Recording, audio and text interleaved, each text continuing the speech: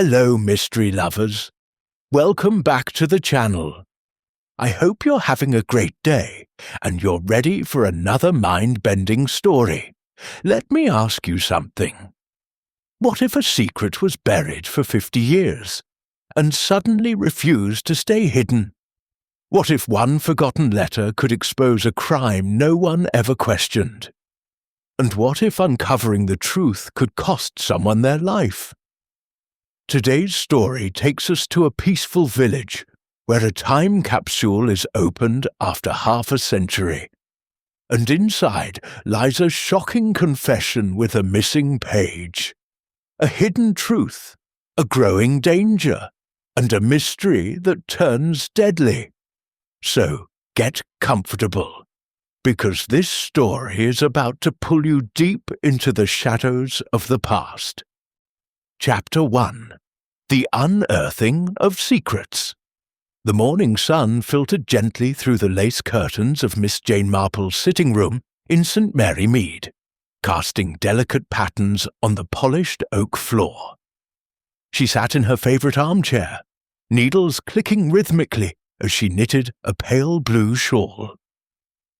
From her window she could see the village green, already bustling with unusual activity for a Thursday in early autumn. A small crowd had gathered near the old oak tree at the centre of the green. Bunting fluttered between lampposts, and a white marquee had been erected overnight. Today was the day the village's time capsule, buried exactly 50 years ago in 1975, was to be unearthed.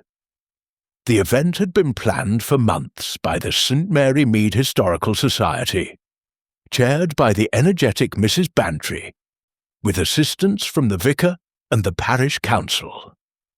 Miss Marple paused her knitting and peered over her spectacles. She recognised most of the faces. Colonel Bantry standing proudly beside his wife, Dr. Haydock chatting with the postmistress, young Leonard Spence from the manor house looking rather bored, and several children darting excitedly between legs. There was also a stranger, a tall, thin man in a tweed jacket taking photographs. A journalist from the local paper, no doubt. At precisely 10 o'clock, the vicar stepped forward and said a short prayer. Then Mr. Clement, the churchwarden, began to dig carefully around the marked spot beneath the oak. The crowd watched in respectful silence as the spade bit into the earth. After several minutes, the metal box was revealed, dull green with age, but remarkably intact. Cheers and applause broke out as the box was lifted and carried to a table under the marquee. Mrs. Bantry, flushed with triumph, produced a small key that had been kept in the church safe for half a century. With theatrical flourish, she unlocked the capsule. Miss Marple had not intended to attend the ceremony herself. She preferred observing from a distance, but curiosity drew her out. She placed her knitting in its basket, picked up her handbag and walking stick, and made her slow, deliberate way across the green. By the time she arrived, the contents were being carefully removed and laid out on a white cloth. There were the expected items: a copy of the local newspaper from 1975, a reel of cinefilm, photographs of the village schoolchildren, a list of current residents, coins and stamps of the realm, and a handwritten letter from the then vicar expressing hopes for the future. But there was something else. Mrs. Bantry lifted out a small sealed envelope, yellowed with age. It was addressed in neat copperplate handwriting, "To be opened only in the event of my death, Eleanor Pritchard." A murmur rippled through the crowd. Eleanor Pritchard had been the wealthy owner of Gossington Hall before the Spences bought it in the late 1980s. She had died in 1982, supposedly of heart failure, alone in her bedroom. There had been no inquest. Dr. Haydock had signed the certificate without hesitation. Mrs. Bantry looked uncertain. "Should we open this?" she asked the vicar. The vicar adjusted his glasses. "The instruction is quite clear. Only in the event of death. Miss Pritchard has been dead these 43 years. I think, yes, we should open it." With everyone leaning forward, Mrs. Bantry slit the envelope carefully. Inside was a single sheet of paper, folded twice. She unfolded it and began to read aloud in a voice that started confident but gradually faltered. "My dear friends of St. Mary Mead, if you are reading this, then I am gone. There is something I must confess before I leave this world. In 1958, I did a terrible thing. Mrs. Bantry stopped. Her face had gone pale. "What is it, Dolly?" Colonel Bantry asked gruffly. There's more, but it's rather shocking," she whispered. The crowd pressed closer. Someone called out, "Read it all, please!" Mrs. Bantry glanced at the vicar, who nodded gravely. She continued, her voice now barely audible. "I believed I had no choice. The money was needed for the estate, and Reginald would never have agreed. I altered his will. The codicil is hidden in the sentence ended abruptly. The bottom third of the page had been torn away. A stunned silence fell over the gathering. Miss Marple, standing quietly at the edge of the group, noted the sudden tension in several faces. Young Leonard Spence looked particularly uncomfortable. His grandfather had been Reginald Pritchard, Eleanor's husband. Dr. Haydock cleared his throat. "Probably just an old lady's fancy," he said heartily. "Nothing to take seriously after all this time." But Miss Marple noticed that his hand trembled slightly as he reached for his pipe. The stranger in the tweed jacket, the journalist, scribbled furiously in his notebook.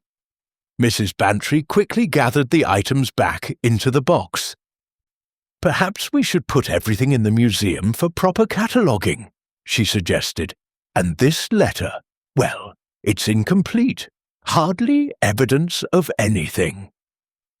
The crowd began to disperse, conversations buzzing like bees. Miss Marple lingered, watching expressions. Mrs. Price Ridley was whispering urgently to Miss Hartnell. The vicar's wife looked distressed. Leonard Spence had turned abruptly and was striding toward the manor. As Miss Marple made her way home, she passed the post office. Inside, she could see Miss Gladstone sorting letters with unusual agitation. Through the window, Miss Marple caught a glimpse of an envelope addressed in the same distinctive copperplate handwriting she had just seen on Eleanor Pritchard's confession. How curious, she thought. Miss Gladstone had only moved to the village in the 1990s. Back in her cottage, Miss Marple resumed her knitting, but her mind was busy. An incomplete confession, a torn page, a death long ago accepted as natural, and now, unexpectedly, questions. She remembered Eleanor Pritchard well, a proud, reserved woman who had kept herself somewhat apart from village life. There had been rumours at the time of her death, quickly hushed. Something about sleeping tablets? An empty bottle found by the bed. Miss Marple's needles clicked steadily. Human nature, she reflected, was remarkably consistent. Greed, fear, love, jealousy. These things did not change over 50 years. And secrets, once buried, had a way of working their way to the surface, like bulbs in spring. The time capsule had been meant to preserve harmless memories for future generations. Instead, it had unearthed something far more dangerous. Miss Marple poured herself a cup of tea and settled back in her chair. She had a feeling this was only the beginning. Outside, the autumn leaves drifted gently from the old oak tree, as if the village itself was exhaling secrets it had held for half a century. Chapter 2. Whispers from the Past. The day after the unearthing, St. Mary Mead hummed with speculation. In the post office, queues formed not for stamps, but for gossip. At the Blue Boar, pints were pulled slowly so conversations could linger. Even the vicarage tea table buzzed with restrained excitement as the vicar's wife poured Earl Grey and passed round her famous Victoria sponge.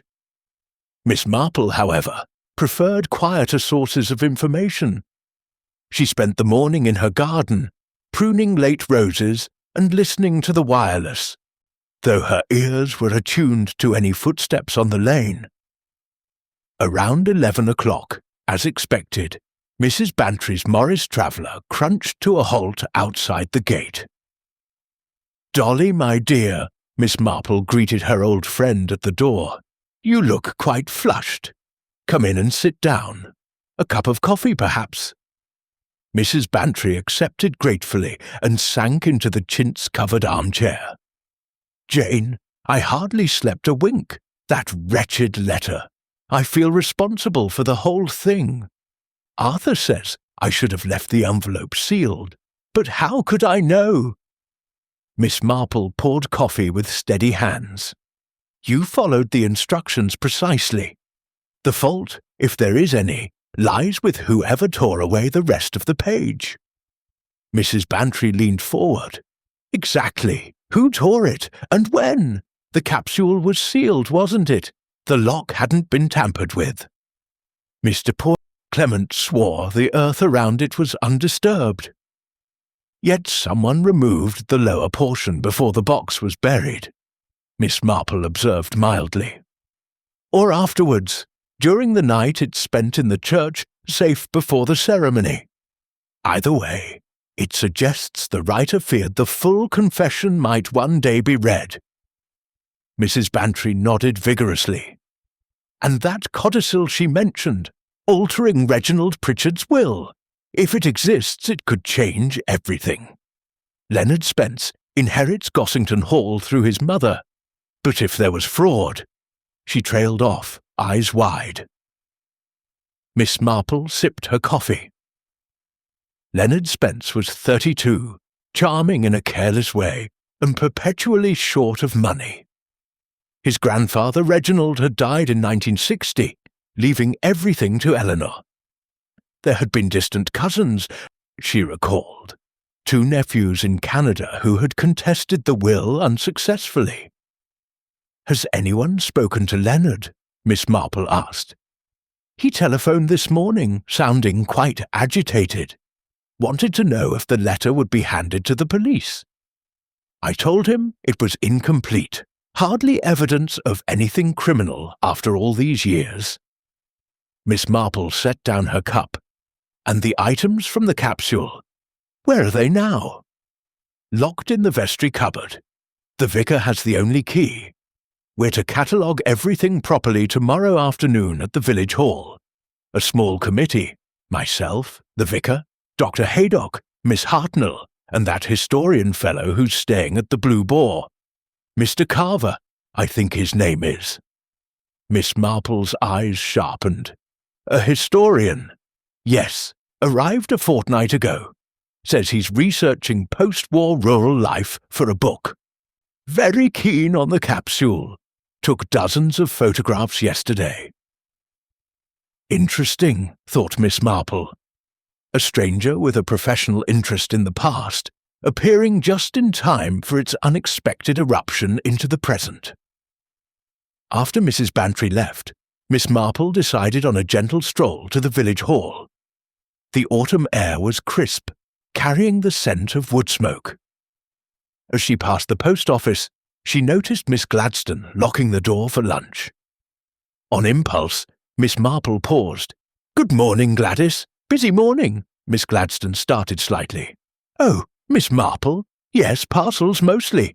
Everyone's sending things off before Christmas postage rates go up again." Miss Marple smiled benignly. "I noticed yesterday you received a letter in rather elegant handwriting. Copperplate, I think they call it. Quite unusual these days." Miss Gladstone's cheeks coloured. "Did you?" "Yes, well, an old friend from my secretarial college days." "How nice to keep in touch after so long." Inside the village hall, preparations were underway for the cataloguing session. Trestle tables had been set up, and boxes of archival materials waited. Miss Hartnell and Mrs. Price Ridley were already there, sorting gloves and labels with military precision. "Jane," Miss Hartnell called, "come to help. We could use your neat handwriting." "I'd be delighted," Miss Marple replied, settling at a table. As she worked, she listened. Mrs. Price Ridley was full of theories. Mark my words, Eleanor Pritchard poisoned her husband to get her hands on the money. Everyone knew Reginald was tight-fisted. Then she got frightened in her old age and wrote that confession. But someone, probably her solicitor, tore off the dangerous part. Miss Hartnell sniffed. "Nonsense! Dr. Haydock signed the certificate. Heart failure, plain and simple." Yet Miss Marple remembered that Dr. Haydock had been a young man then, newly qualified, and Eleanor Pritchard, a formidable patient who intimidated half the village. At 2:00, the committee assembled. The vicar unlocked the capsule and spread its contents across the tables. Mr. Carver, the historian, arrived promptly. Tall, thin, mid-40s, with sharp features and alert grey eyes. He carried a leather notebook and a small camera. "Fascinating," he murmured, examining the 1975 newspaper. "Headline about the Cod War. Perfect snapshot of the era." His enthusiasm seemed genuine, but Miss Marple noted how his gaze kept returning to the torn letter. When no one was looking, he photographed it from several angles. Dr. Haydock arrived late, apologizing profusely. He looked tired, his usual heartiness subdued. "Had a difficult night," he explained. "Mrs. Dane Calthrop's sciatica playing up again." They worked steadily, labelling, describing, photographing. The torn letter lay in its own envelope, marked Incomplete Confession, E. Pritchard. No one suggested reading it aloud again. As the afternoon wore on, conversation turned inevitably to village memories of the Pritchards. "Eleanor kept herself to herself after Reginald died," Miss Hartnell recalled. "Hardly left the hall except for church." "Generous to the church, though," the vicar added. "Paid for the new organ in '78. Mr. Carver looked up from his notes. "I've been trying to trace the Pritchard family tree. There were nephews, weren't there?" "In Canada?" "Yes," Mrs. Price Ridley said eagerly. "Twin brothers, Edward and Ernest Pritchard. They came over for the funeral in 1960. Very put out about the will, I remember. Said they'd expected something." Dr. Haydock cleared his throat. "Ancient history, water under the bridge." But Miss Marple noticed Leonard Spence hovering outside the hall window. When he saw her looking, he moved quickly away. By 4:00, everything was catalogued. The vicar locked the items back in their box. "Shall we leave them here overnight?" Mrs. Bantry asked. "The hall's secure." The vicar hesitated. "Perhaps the vestry is safer. I'll take them back to the church." Mr. Carver offered to help carry the box. Miss Marple watched as the two men left together, deep in conversation.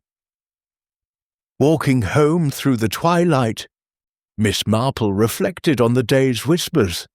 An incomplete confession, a torn page, a historian who appeared at precisely the right or wrong moment, a young heir who could lose everything if old fraud were proven, a doctor who had certified a convenient death, and somewhere, perhaps still hidden at Gossington Hall, a codicil that might rewrite half a century of inheritance. The whispers from the past were growing louder. Miss Marple suspected that before long, someone would try to silence them permanently. In her cottage, she lit the fire, made a pot of tea, and took out her knitting. The pale blue shawl grew row by row, steady and unhurried, just like her thoughts. Outside, the autumn wind stirred the leaves, carrying faint echoes of long-buried voices through the quiet lanes of St. Mary Mead. Chapter 3. The Shadow of Suspicion.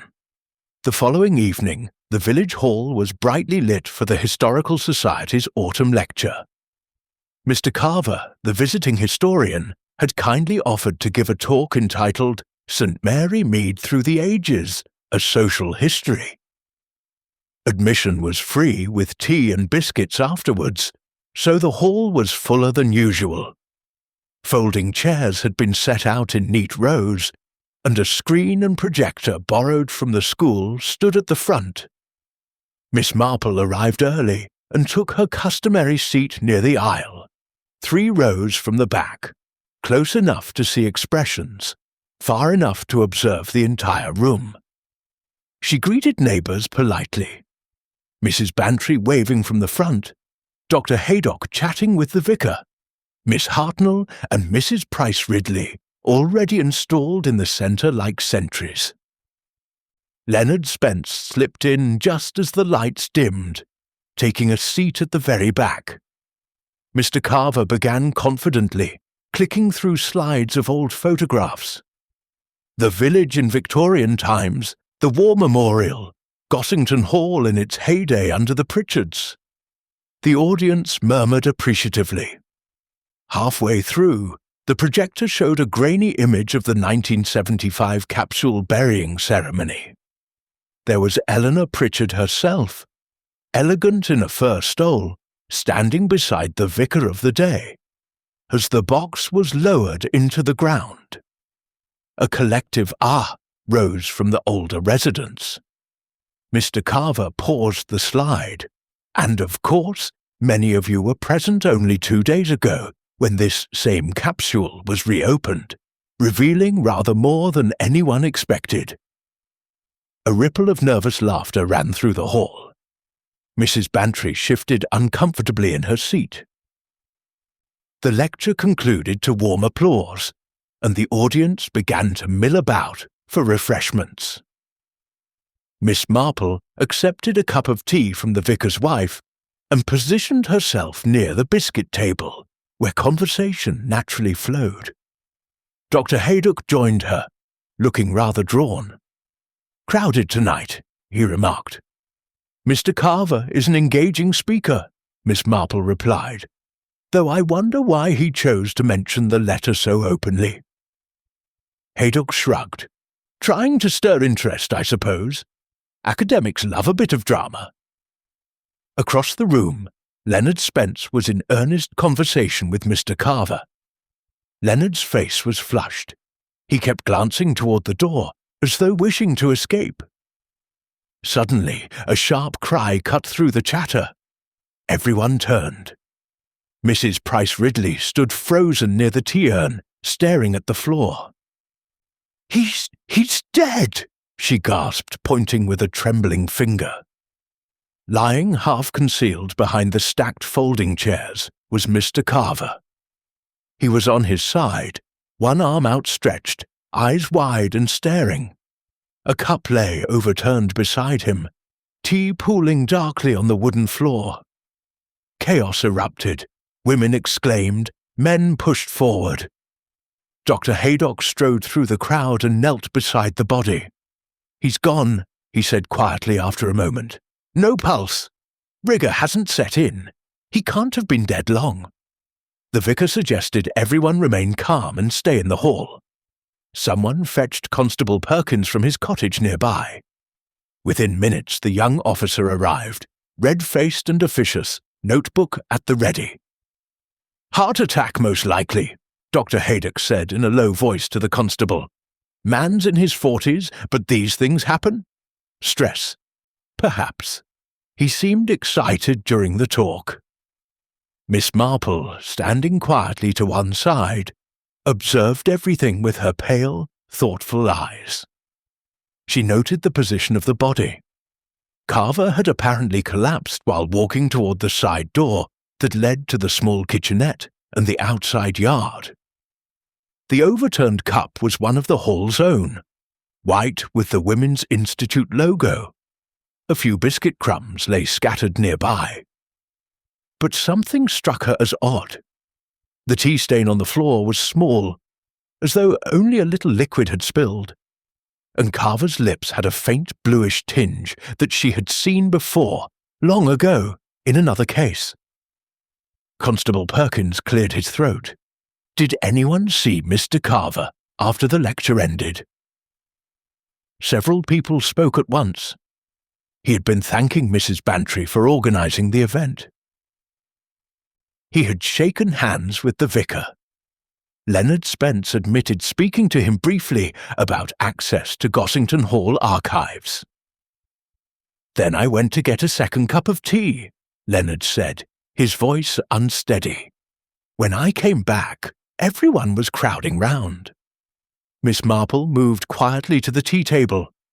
The large urn still held plenty. Beside it stood a tray with milk jug, sugar bowl, and a plate now almost empty of biscuits. Nothing appeared out of order. Yet, as she turned away, her foot brushed something small beneath the tablecloth that hung nearly to the floor.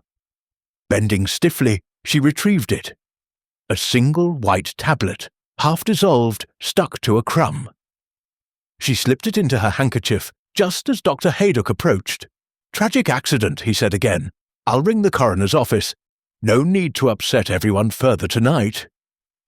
Miss Marple said nothing, but her mind was racing. Potassium cyanide, she thought, acted very quickly, minutes, not hours. The faint almond-like smell was sometimes detectable, but not always. The bluish lips, the sudden collapse, it fitted. And the tablet she had found, ordinary aspirin perhaps, or something far more sinister that had failed to dissolve completely. Constable Perkins began ushering people gently toward the main door. "You can all go home now. We'll need statements tomorrow, but there's nothing more to be done tonight." Outside, the night air was cold and still. Small groups lingered on the pavement, speaking in hushed voices. Mrs. Bantry clutched Miss Marple's arm. "Jane, it's dreadful. First that awful letter, now this. Do you think—" "I think," Miss Marple said softly, "that Mr. Carver knew, or suspected, something dangerous about the Pritchards' past, and someone preferred that he not share it." Leonard Spence passed them hurriedly, head down, heading toward the manor. Dr. Haydock emerged last, carrying his medical bag. He paused beside the two ladies. "I've certified death by cardiac arrest for now. Post-mortem will confirm, of course."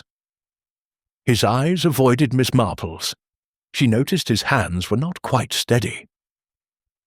As she walked slowly home along the darkened lane, Miss Marple reviewed the evening in her mind. Carver had been alive and well at the end of his lecture, less than 30 minutes before his body was found. In that short window, someone had given him a poisoned cup of tea, or induced him to take poison in some other form. Who had opportunity? Almost anyone at the refreshment table. Who had motive? Those who feared what the historian might uncover, or those whose inheritance rested on the legitimacy of Eleanor Pritchard's will. The incomplete confession had stirred a hornet's nest. Now someone had struck quickly to silence an outsider asking too many questions. At her gate, Miss Marple paused and looked back toward the village hall, its windows still glowing faintly. Death had visited St. Mary Mead again, wearing the innocent mask of accident. But Miss Marple knew better. Accidents, in her long experience, were rarely accidental when old secrets were involved. She entered her cottage, locked the door carefully, and placed the half-dissolved tablet in a small envelope on the mantelpiece. Tomorrow she would speak to Inspector Slack, or perhaps his successor. Time moved on, even for Scotland Yard. For tonight, she made herself a pot of cocoa and sat by the fire, knitting steadily. The pale blue shawl grew longer, row by calm row, while her thoughts arranged the pieces of a puzzle that had suddenly become deadly. Somewhere in the quiet village, a murderer was no doubt convincing themselves that the danger had passed. Miss Marple's lips curved in a faint, determined smile. They were wrong. Chapter 4. Hidden Alliances and Alibis. The morning after Mr. Carver's death, St. Mary Mead woke under a thin grey drizzle. The village hall remained cordoned off with a single strip of police tape fluttering forlornly in the wind. Constable Perkins stood guard outside, looking important and thoroughly miserable. News of the post-mortem had travelled quickly. Cyanide poisoning, deliberate. The inquest was opened and adjourned. Scotland Yard had been informed, and Detective Inspector Dermot Craddock was expected by lunchtime. Miss Marple, who had known Dermot since he was a boy and had helped him on more than one occasion, looked forward to his arrival with quiet satisfaction. She spent the early hours in her sitting room, writing neat notes in a small leather-bound book. The half-dissolved tablet she had found under the tea table had been delivered anonymously to the police surgeon via Dr. Haydock's surgery. She had no wish to draw attention to herself just yet. At 11 o'clock, Mrs. Bantry arrived again, this time accompanied by a large golf umbrella and an expression of deep indignation. "Jane, it's too dreadful. They're saying murder, actual murder, in our village hall. And poor Mr. Carver, such a nice, harmless man." "Harmless men rarely die of cyanide in their tea," Miss Marple observed gently. "Someone believed he knew too much." Mrs. Bantry lowered her voice. "Leonard Spence came to see Arthur this morning. Wanted to know if the Historical Society still planned to display the capsule items in the museum. Said it might be distasteful now." Miss Marple's needles clicked steadily. "And what did the Colonel say?" "That it was out of our hands. The police have taken the entire contents for examination." Indeed, by mid-morning, the box had been collected from the vestry and driven away in a police van. The torn letter, the photographs, even the 1975 newspaper, everything was now evidence. Inspector Craddock arrived promptly at 1 o'clock, tall and dark and quietly competent. He called first at the police station, then at the vicarage, and finally, after a discreet telephone inquiry, tapped at Miss Marple's cottage door. "Aunt Jane," he greeted her with a warm smile, accepting tea and a slice of seed cake. "I hoped you'd be able to shed some light. Local knowledge is invaluable in these cases." Miss Marple regarded him fondly. "You want to know about the people involved, Dermot dear. Motives, opportunities, alibis. Exactly. The cyanide was in Carver's cup, traces on the rim and in the dregs. Someone added it during the refreshments, but half the village was milling about the tea table." Miss Marple poured his second cup. "Let us begin with those who had particular reason to fear Mr. Carver's researches." She listed them calmly. First, Leonard Spence, present heir to Gossington Hall.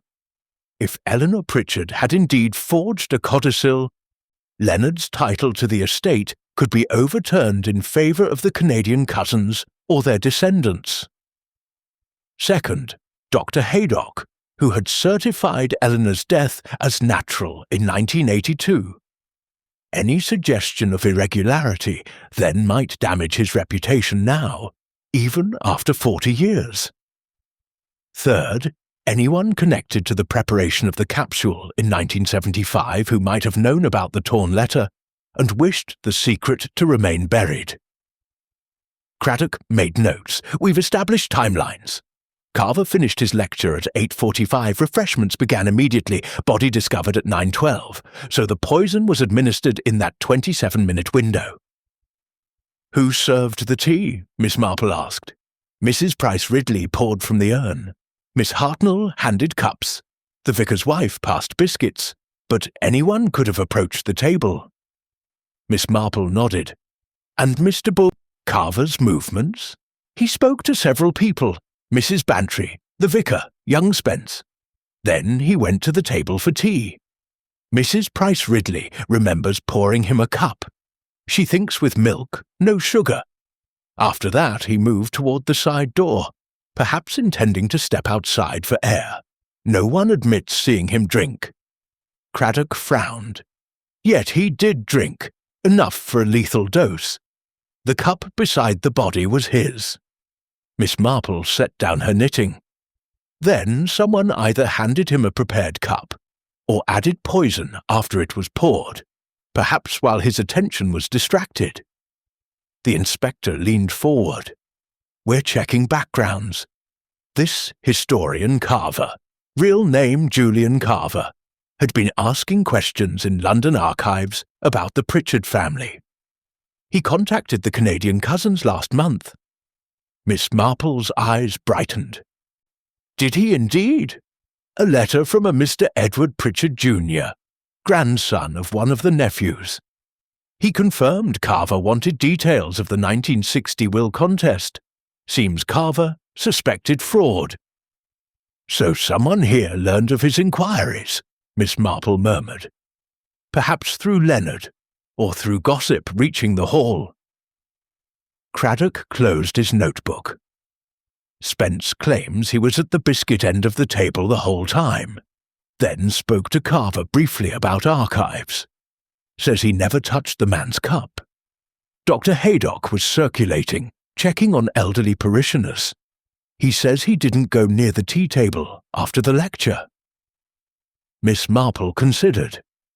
And Miss Gladstone, the postmistress? Craddock looked surprised. Why her? She received a letter in Eleanor Pritchard's handwriting only days ago. I observed it myself. Yet she told me it was from an old secretarial college friend. Curious, when Eleanor has been dead 43 years. The inspector made a quick note. We'll look into that. After Craddock left, Miss Marple decided on a short walk despite the drizzle. She took her umbrella and made her way toward the post office. Miss Gladstone was sorting mail with unusual concentration. When Miss Marple entered, she looked up sharply. Morning, Miss Marple. Nasty weather. Indeed, I've come for stamps, dear. And perhaps you could tell me if any post has arrived for Gossington Hall today. Miss Gladstone hesitated. Nothing out of the ordinary. Why do you ask? Because I believe you posted a letter there yourself recently. One in rather elegant copperplate handwriting. The postmistress flushed. I don't recall. Miss Marple smiled kindly. My dear, copperplate is quite distinctive, and Eleanor Pritchard was known for it. I wondered if perhaps you had been her secretary at one time. Miss Gladstone's hands trembled. After a moment, she sighed. Yes. I worked at the hall from 1979 until her death in 82. She taught me the handwriting style, said it was proper for formal correspondence. After she died, I kept in touch with the staff for a while. And the recent letter?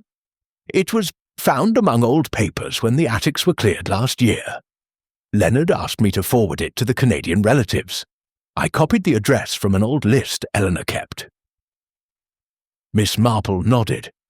So Leonard knew Mr. Carver had been in contact with them.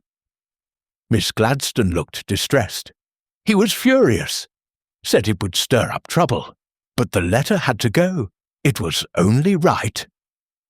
Walking home, Miss Marple reflected on hidden alliances. Leonard and Miss Gladstone, unlikely partners in correspondence. Dr. Haydock and his long-ago certification. The Historical Society members guarding the Capsule's secrets. Alibis were forming. Leonard at the biscuit end, Haydock circulating, Mrs. Price Ridley pouring tea innocently. Yet someone had moved swiftly through the crowd, adding death to an unregarded cup. By evening, Inspector Craddock telephoned with news. Traces of cyanide had been found in a small bottle, hidden in the village hall kitchenette, behind cleaning supplies. No fingerprints, accessible to anyone who knew the layout. And, he added, we've located the missing portion of Eleanor's letter. It was in Carver's room at the Blue Boar, hidden in his notebook. Miss Marple's voice was quiet. What did it say, Dermot? That the codicil was concealed in the false bottom of her jewellery box, and that she deeply regretted her actions. Carver had underlined the words false bottom twice. So the historian had been dangerously close to the truth. Miss Marple replaced the receiver and returned to her knitting. The web was tightening. Alliances old and new, alibis carefully constructed, motives rooted in greed and fear. But cyanide was a bold choice, quick, certain, leaving little trace if the cup were emptied. Someone had taken a terrible risk in a room full of witnesses. She thought of the side door Carver had been moving toward, the door that opened onto the yard and the lane beyond. Perhaps he had arranged to meet someone there. Perhaps the poison had been added earlier, in private. The pale blue shawl neared completion. Row by row, clue by clue, the pattern was emerging. Outside, the drizzle had stopped, and a pale moon rose over the quiet roofs of St. Mary Mead. Somewhere in the village, a murderer weighed their alibis and waited for the storm to pass. Miss Marple knew it would not. Chapter 5. The Poisoned Legacy. A sharp frost glittered on the lawns of St. Mary Mead the following morning, turning every blade of grass into a tiny silver spear. Miss Marple, wrapped in her warmest woolen coat and a hand-knitted scarf, set out early for Gossington Hall. She had telephoned Leonard Spence the previous evening, asking politely if she might view the late Eleanor Pritchard's jewellery box, purely out of historical interest, she assured him. Leonard had hesitated, then agreed with poor Grace. 10 o'clock, Miss Marple, but I warn you the police have already searched the house. They found nothing. Miss Marple arrived precisely on time, leaning lightly on her stick as Leonard opened the heavy front door himself. The hall had changed since Eleanor's day, modern furniture, brighter paint, but the grand staircase and panelled corridors retained their old dignity. The jewellery box is still in the late Mrs. Pritchard's bedroom, Leonard said curtly. The Canadian cousins have been making noises about claiming heirlooms, so I haven't disposed of anything yet. He led her upstairs to a spacious bedroom overlooking the rose garden. Morning sunlight streamed through the windows, illuminating a fine mahogany dressing table. Upon it stood an ornate rosewood casket, about 18 inches long, inlaid with mother-of-pearl. Miss Marple approached slowly, her eyes bright with interest. How beautiful! Eleanor always had exquisite taste. Leonard hovered uncomfortably. The police examined it thoroughly. No false bottom, no hidden papers, just trinkets and a few pieces of jewellery. May I? Miss Marple asked, gloved fingers already lifting the lid. Inside lay velvet trays, brooches, rings, a pearl necklace, some Victorian lockets, nothing remarkable. She lifted each tray carefully, tapping the base beneath. Solid wood, no hollow sound. Leonard gave a short, impatient laugh. You see, Carver was chasing shadows. Miss Marple replaced the trays and closed the lid thoughtfully. Perhaps the false bottom was removed long ago, or perhaps the codicil was never placed here at all. She turned to Leonard with her mildest smile. Tell me, Mr. Spence, did you know Mr. Carver had found the missing portion of the letter? Leonard flushed. The police told me. It doesn't prove anything. An old woman's ramblings. Yet someone feared it enough to poison a man in a crowded hall. Leonard's jaw tightened. I had nothing to do with that. Of course not, Miss Marple said soothingly. But you did speak to Mr. Carver just before refreshments. What did you discuss? He shrugged. He wanted access to the attics, old estate papers. I said I'd think about it, that was all. Miss Marple thanked him and took her leave, pausing in the rose garden to admire the frost-rimed bushes. As she did so, she noticed a gardener, old Banham, who had worked at the hall for 50 years, pruning a climbing rose against the east wall. "Good morning, Banham," she called softly. The old man touched his cap. "Morning, Miss Marple. Bitter cold today." "Indeed. You knew Mrs. Eleanor Pritchard well." "I imagine. Aye, difficult lady, but fair to the staff, generous at Christmas." Miss Marple moved closer. "Do you remember her jewellery box? The rosewood one?" Banham nodded. "Pretty thing. She kept it on her dressing table always. After she died, Dr. Haydock came up to the bedroom. Said he needed to check for medicines. Stayed a long time alone. When the solicitor arrived later, the box was locked in the safe downstairs." Miss Marple's eyes gleamed. "How interesting! And was anything ever said about a false compartment?" Banham scratched his head. "Not to me, miss. But I recall young Gladys, Miss Gladstone as she is now, helping clear the room after the funeral. She was crying fit to break her heart. Said Mrs. Eleanor had promised her something special, but it wasn't there." Miss Marple thanked him and walked slowly home, her mind turning over this new information. Dr. Haydock alone in the bedroom. Gladys disappointed. The box moved to the safe. By afternoon, the frost had melted, leaving the village damp and grey. Inspector Craddock called again, this time with news. "We've traced the cyanide, Aunt Jane. It came from the locked poisons cupboard at Dr. Haydock's surgery. The lock was forced, crudely, with a jemmy. Done some time in the last fortnight." Miss Marple nodded. "Accessible to anyone who knew the layout of the surgery." "Haydock claims he hasn't opened that cupboard in years. Old stock from his predecessor. But his fingerprints are on the bottle, smudged as though wiped. And his movements on the night of the lecture. Vague, says he was circulating, speaking to parishioners. No one remembers seeing him near the tea table after 8:50. Miss Marple poured tea. "Dermot, I believe the poison was not added at the public table. Consider, Mr. Carver was moving towards the side door. Perhaps he had arranged a private meeting. Someone offered him a cup in the kitchenette, away from prying eyes." Craddock's eyes sharpened. "The kitchenette door was unlocked, and we found traces of tea in the sink, recently rinsed." "Exactly. A quiet word. Mr. Carver, could I have a private word about the archives?"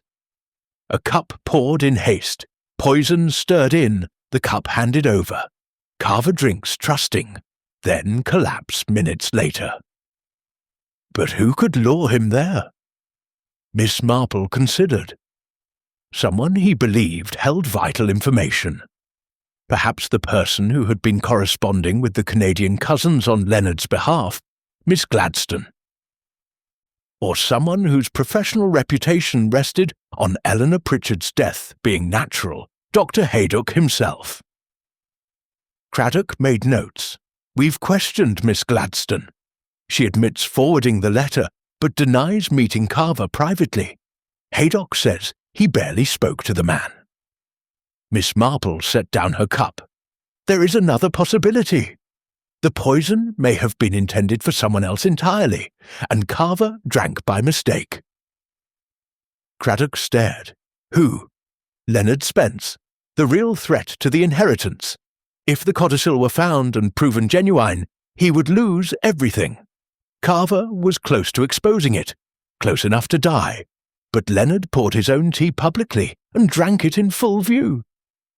Yet suppose a poisoned cup was prepared for him earlier, left on a side table. Carver, distracted, picked it up by mistake.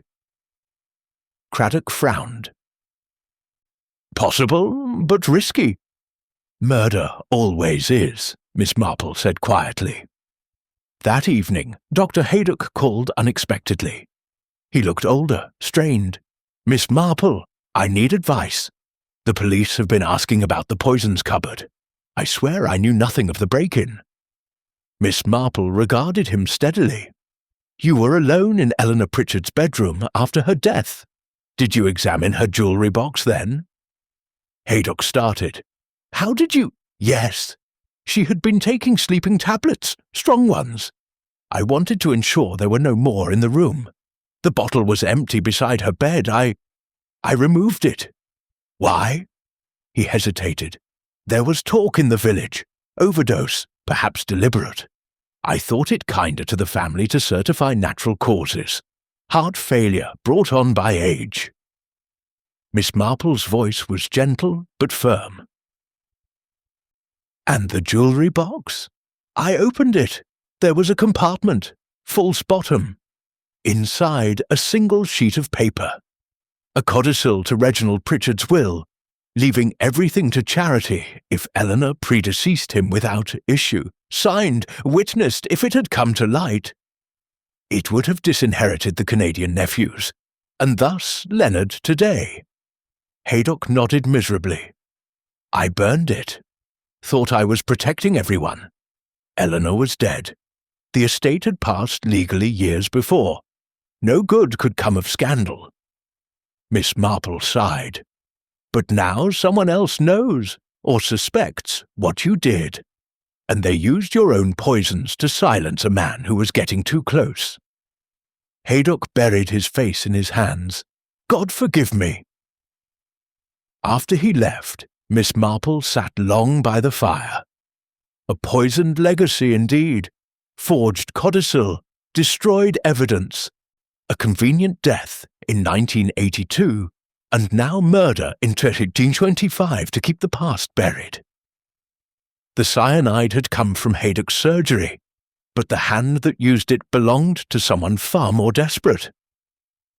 She took up her knitting again. The shawl was almost finished. One more skein would complete it.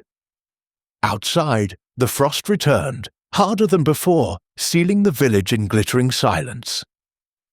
Secrets, like bulbs beneath the soil, could lie dormant for decades.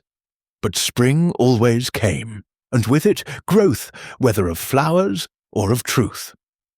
Miss Marple's needles clicked steadily into the night, weaving order out of chaos, one careful stitch at a time. Chapter 6. Echoes of Betrayal. The inquest into Julian Carver's death opened on a bleak Thursday morning in the little courthouse at Much Benham, 6 miles from St. Mary Mead. The room was crowded with villagers who had managed to find excuses to attend. Curiosity, they told themselves, though some carried a deeper unease. Miss Marple sat in the back row, unobtrusive in her grey coat and neat hat, a small notebook open on her lap, though she wrote nothing. She preferred to watch faces. Dr. Haydock gave evidence first. His voice was steady, but his eyes avoided the public gallery. He described finding the body, the bluish tint to the lips, the rapidity of death, consistent with cyanide poisoning. He admitted the poison had come from his surgery cupboard, but denied all knowledge of the break-in. Inspector Craddock followed, outlining the timeline and the discovery of the missing letter fragment in Carver's room. He confirmed that the historian had been in correspondence with the Canadian Pritchards and had underlined the reference to the jewellery box. Leonard Spence was called next. He stood in the witness box looking pale and defiant. He denied any quarrel with Carver, denied knowledge of the codicil, denied ever entering the surgery. His alibi for the crucial minutes, standing near the biscuit plate talking to Miss Hartnell, was confirmed by 3 witnesses. Miss Gladstone gave evidence briefly, voice trembling. She admitted acting as Eleanor Pritchard's secretary in the early 1980s and forwarding the recent letter to Canada at Leonard's request. She had never met Carver privately, she insisted. The coroner adjourned the inquest for further inquiries. As the court emptied, Miss Marple lingered, watching the little knots of people forming outside. Mrs. Price Ridley was holding forth to anyone who would listen. It's perfectly clear the Canadian relatives hired that historian to dig up trouble. One of them must have come over secretly and poisoned him to stop him finding proof. Miss Hartnell snorted. Nonsense! No stranger could have walked into the village hall unnoticed. Mrs. Bantry joined Miss Marple on the pavement. Jane, I feel quite ill. Poor Dr. Haydock looked dreadful. Do you think he really— I think, Miss Marple said quietly, that Dr. Haydock destroyed evidence 43 years ago out of misplaced kindness. But someone else has committed murder to protect the consequences of that act. They walked together toward the waiting bus. And Leonard?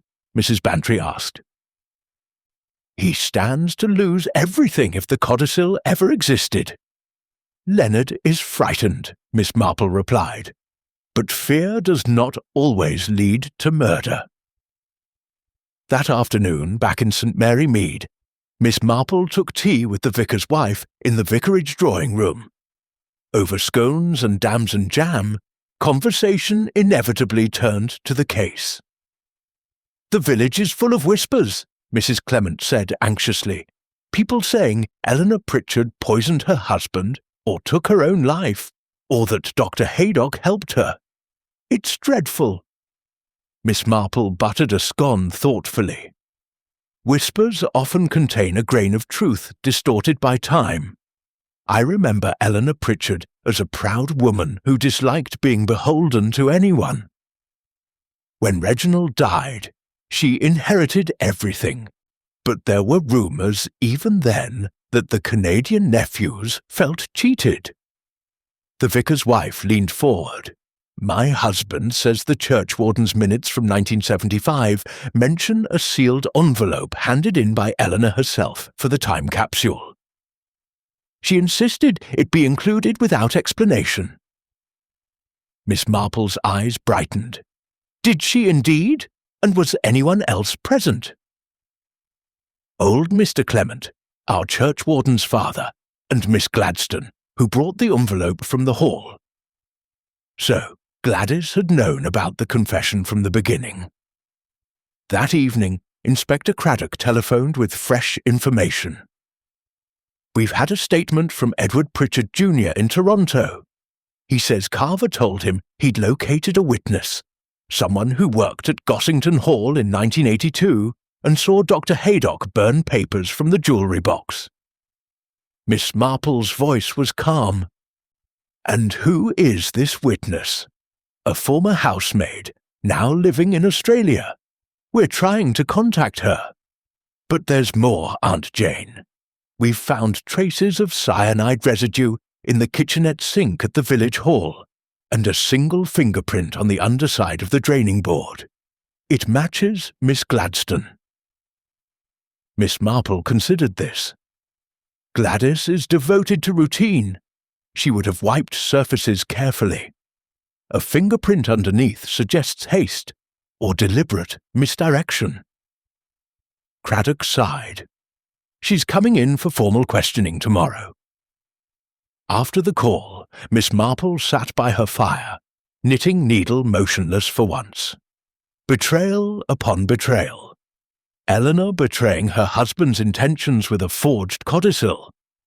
Dr. Haydock betraying his professional duty by destroying it. Someone now betraying a colleague or friend by using stolen poison. She thought of Gladys Gladstone.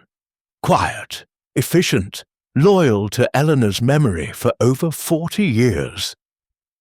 Gladys had forwarded the letter to Canada only reluctantly, at Leonard's insistence. Had she feared what Carver might uncover about her beloved employer? Or had she feared something worse, that Eleanor's death had not been natural after all?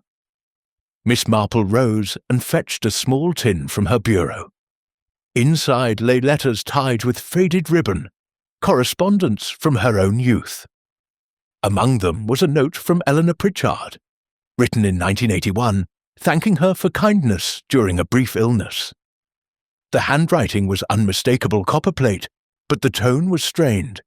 "I grow weary of carrying burdens alone. Some day the truth must out, but not yet." A confession postponed. The next morning brought a dramatic development. Miss Gladstone failed to open the post office at 9 o'clock. Constable Perkins, sent to investigate, found the door unlocked and a note on the counter. "I can no longer bear the lies. Forgive me." Upstairs in her flat, Gladys lay unconscious beside an empty bottle of sleeping tablets. Dr. Haydock was summoned urgently. He managed to revive her, but she remained weak and confused in the cottage hospital. Leonard Spence arrived at the hospital shortly after, demanding to see her. He was refused. Police orders. Miss Marple visited in the afternoon, carrying a small posy of winter jasmine from her garden. Gladys was propped against pillows, pale and tear-stained. "I didn't try to kill myself," she whispered as Miss Marple settled beside the bed. "I took one tablet to help me sleep, that's all. Someone must have added more when I was downstairs locking up." Miss Marple patted her hand gently. "My dear, who knew you kept tablets by your bed?" "Only the doctor and Leonard. He called yesterday evening, very agitated. Said the police were asking about fingerprints. He begged me to say I'd gone into the kitchenette to fetch more milk for the tea urn." "And did you?" Gladys shook her head. "No, Mrs. Price Ridley fetched the milk. I never left the main table." Miss Marple's expression grew grave. "Then someone wants you silenced, Gladys, either because you know too much, or to make you appear guilty." Gladys began to cry softly. "I only ever wanted to protect her memory. Mrs. Eleanor was good to me, paid for my secretarial course, left me a small legacy. When she wrote that confession in 1975, she showed it to me first. She was ill, feared she might not last another decade. She tore off the dangerous part herself. Said the hint would be enough if God willed it to be found. I helped her seal the envelope. And the codicil." Gladys hesitated. "She burned it herself, weeks before she died. Said she couldn't bear the guilt any longer, but didn't want scandal for the family. Dr. Haydock knew nothing of it. He only removed the sleeping tablets because there were rumours." Miss Marple absorbed this quietly. So Haydock had acted from kindness, not complicity. The codicil was ashes long ago. Leonard's inheritance was safe, yet someone had killed Julian Carver. As she left the hospital, Miss Marple met Inspector Craddock in the corridor. "She's telling the truth about the tablets," he said grimly.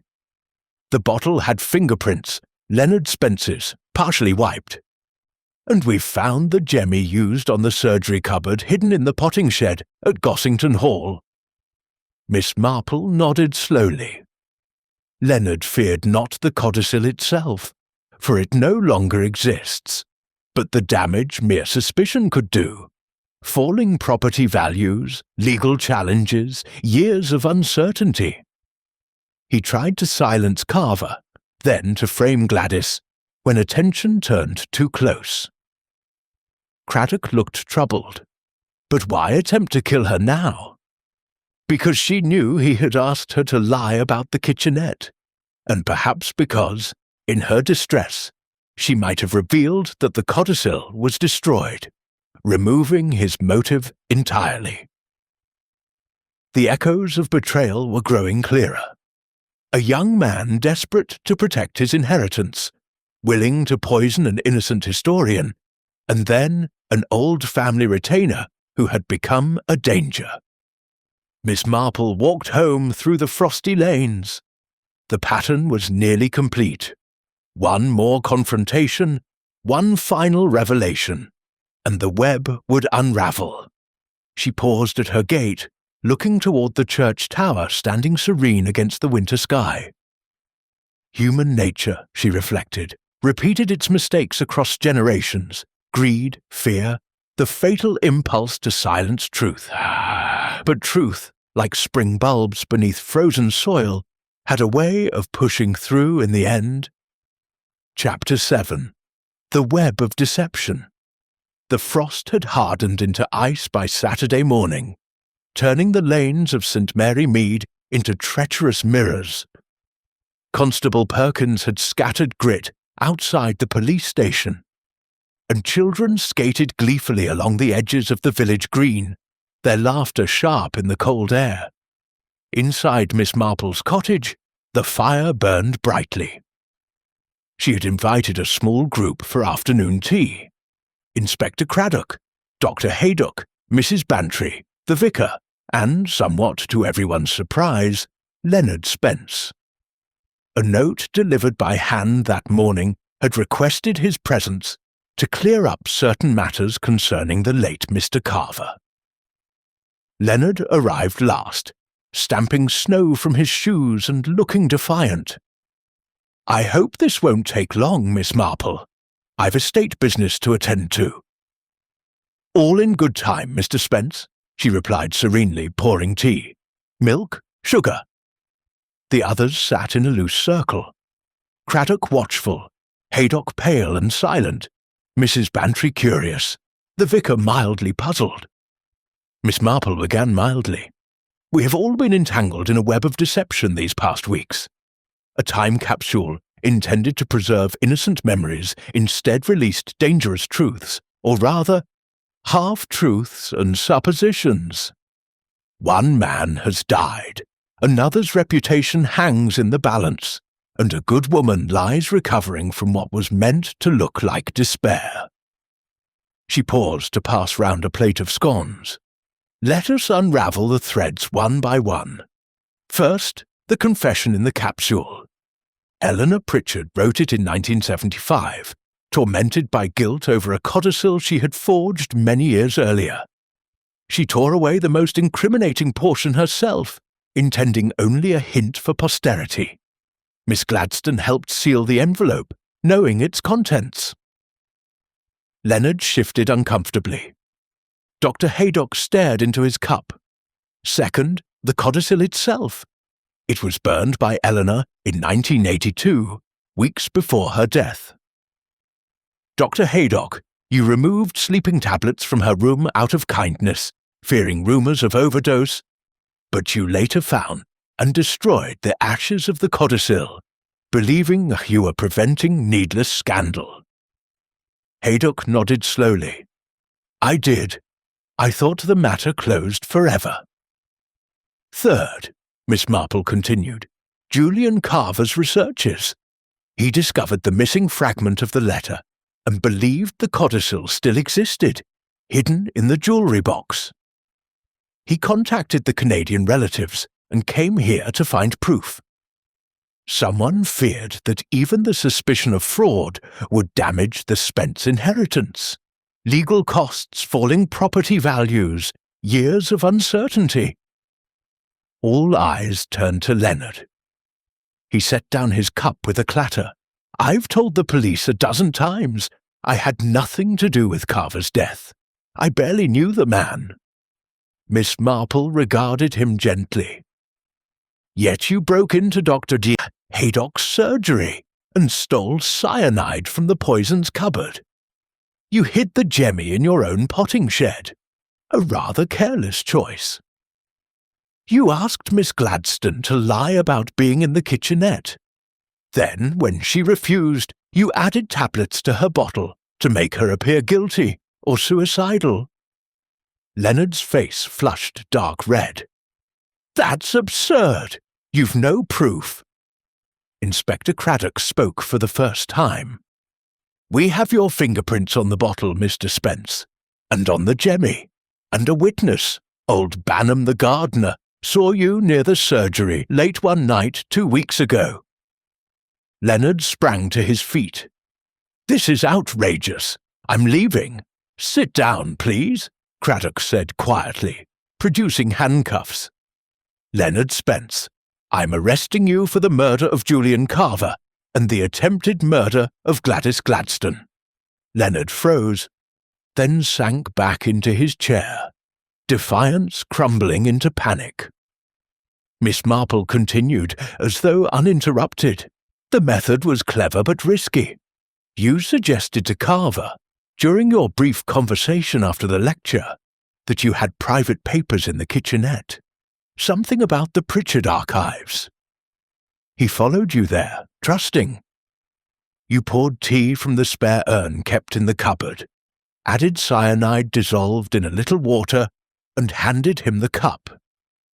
He drank. You rinsed yours quickly in the sink, leaving one fingerprint in your haste, and returned separately to the hall. Minutes later, he collapsed." Mrs. Bantry gasped. "But why, Leonard? The codicil was destroyed. Your inheritance was safe." Leonard laughed bitterly. Safe? With a historian stirring up the Canadians? They were already talking about challenging probate, claiming undue influence even without the codicil. Carver promised them proof. One whisper of forgery, and the hall would be tied up in court for years. I couldn't let that happen. Dr. Haydock spoke for the first time, voice hoarse. "You used my poisons. You let suspicion fall on me." Leonard shrugged. "You destroyed evidence once. I thought the police would assume you'd done it again to protect your reputation." Miss Marple's eyes were sad. "And poor Miss Gladstone, loyal to Eleanor for 40 years, became dangerous when she refused to lie for you. You meant her to die, making her seem the guilty party overcome by remorse." Leonard buried his face in his hands. The room fell silent save for the crackle of the fire. Outside, snow had begun to fall in large soft flakes. Inspector Craddock stood. "We'll need you to come to the station now, Mr. Spence." Leonard rose unsteadily. At the door he paused, looking back at Miss Marple. "How did you know it was me? The kitchenette. Nobody saw us." Miss Marple folded her knitting neatly. "Several small things, my dear. The tea stain by Carver's body was small. He had only just begun to drink. The rinsed cup in the sink. Your agitation whenever the jewellery box was mentioned, even after the police found nothing. And most of all, the attempt on Miss Gladstone. Only someone who feared her honesty would do that, and she had only just refused to support your false alibi." Craddock led Leonard away. The door closed softly behind them. Mrs. Bantry exhaled shakily. "Jane, I still can't believe it. Young Leonard, murder." "Greed and fear," Miss Marple said quietly. "They have driven greater crimes than this. The web was woven from old deceptions. Eleanor's forgery, Dr. Haydock's silence, Miss Gladstone's loyalty. Leonard sought to cut it with poison, but only entangled himself further." The vicar cleared his throat. "And the capsule items? Will they go on display?" Miss Marple smiled faintly. "I think perhaps not. Some memories are best left buried. The newspaper, the photographs, the innocent things, yes, the letter, but perhaps it should be quietly destroyed. No good can come of raking over ashes now." Dr. Haydock stood, looking suddenly older. "I shall retire, I think. After this, I've carried that secret too long." Miss Marple reached out and pressed his hand. "You acted from kindness, Doctor. Let that be your comfort." After the others left, she sat alone by the dying fire. The pale blue shawl lay completed in her lap, soft, warm, orderly. Outside, the snow settled over St. Mary Mead like a gentle blanket. covering the scars of the past weeks. The old oak on the green stood silent, its roots no longer disturbed by buried secrets. Miss Marple rose, turned off the lamps, and drew the curtains. Another case concluded, not with triumph, but with the quiet satisfaction of truth restored. Human nature, she reflected as she climbed the stairs, was indeed a tangled web, but patience, observation, and a little knitting could always unravel it in the end. Chapter 8. Revelation in the Garden. Spring arrived early that year in St. Mary Mead. By mid-April, the old oak on the village green was already in tender leaf, and the rose beds in Miss Marple's garden burst into soft pinks and creams. The scandal of the time capsule and Julian Carver's murder had faded into subdued conversation, spoken of now in lowered voices at the Women's Institute or over garden fences, but no longer with the raw shock of winter. Leonard Spence had pleaded guilty at his trial. The judge, taking into account his youth, absence of previous record, and the absence of direct financial gain from the codicil itself, sentenced him to life imprisonment with the possibility of parole after 18 years. Gossington Hall was sold quietly to a trust that planned to turn it into a small conference centre. Dr. Haydock retired to a cottage in Devon, leaving his practice to a pleasant young partner from London. Miss Gladstone, fully recovered, continued to run the post office with quiet efficiency, her loyalty to Eleanor Pritchard's memory now tempered by relief that the truth, however painful, was known. On a golden afternoon in May, Miss Marple hosted a small gathering in her garden. The wisteria was in full bloom, draping purple cascades over the pergola, and the air carried the sweet scent of wallflowers. She had invited those most closely touched by the events: Mrs. Bantry, the vicar and his wife, Inspector Craddock, on a rare day off, and Miss Gladstone. Tea was served on a white-clothed table beneath the apple tree.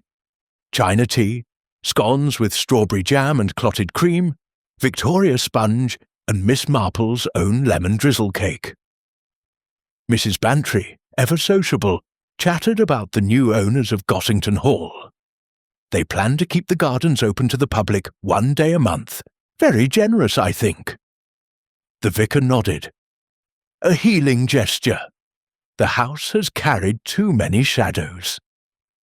Miss Marple, presiding gently at the head of the table, waited until cups were filled and plates laden before she spoke. I asked you all here today for a small ceremony of closure, she said. Some things are best laid to rest properly. From beneath the table, she produced a small fireproof metal box, the original time capsule, returned by the police after the trial. I have removed the newspaper, the photographs, and the innocent memorabilia, she explained. Those will go to the village museum as planned, but this remains. She opened the lid. Inside lay the torn confession letter and the fragmentary page found in Carver's notebook, now carefully placed in an archival sleeve. Miss Gladstone's eyes filled with tears. Mrs. Weir, Eleanor's words. Words written in anguish, Miss Marple said softly, but belonging to a different time. The codicil is gone, the inheritance settled, the crime punished. Further display would serve only to wound. Inspector Craddock inclined his head. No objection from the police, Aunt Jane. The evidence has been recorded. Miss Marple rose and led the little party to the far corner of the garden, where a young rose bush, pale pink, fragrant, had been planted earlier that spring. At its roots was a small hollow already prepared. One secret was buried beneath the oak for 50 years and caused great harm when unearthed, she said. Let this smaller secret return to the earth in a kinder place, where beauty will grow over it. She placed the letter and its fragment into the hollow. then scattered a handful of bone meal and soil. The vicar spoke a brief prayer for forgiveness and peace. Miss Gladstone added a single white flower from her buttonhole. Together they filled the hole and patted the earth smooth. Mrs. Bantry brushed away a tear. "You always know the right thing, Jane." Miss Marple smiled. "Not always, Dolly dear, but sometimes experience shows one that justice need not always be harsh, and mercy can heal what punishment cannot." They returned to the table and finished their tea in companionable quiet, watching bees drift among the blossoms. Later, as the sun dipped toward the west, Inspector Craddock walked with Miss Marple along the gravel path. "You were remarkably patient, Aunt Jane. Most people would have demanded the letter be preserved for history." Miss Marple paused to deadhead a faded rose. "History is important, Dermot, but so is kindness. Eleanor Pritchard carried her guilt alone for decades. She tore her confession to spare others pain. We can honour that intention now without concealing crime." Craddock smiled. "You've a rare gift for seeing the human heart clearly, yet still believing the best of it." "Believing the best," Miss Marple corrected gently, "while never ignoring the worst. That is merely realism." The others departed one by one, calling cheerful goodbyes. Miss Marple stood at her gate, watching until the last figure disappeared down the lane.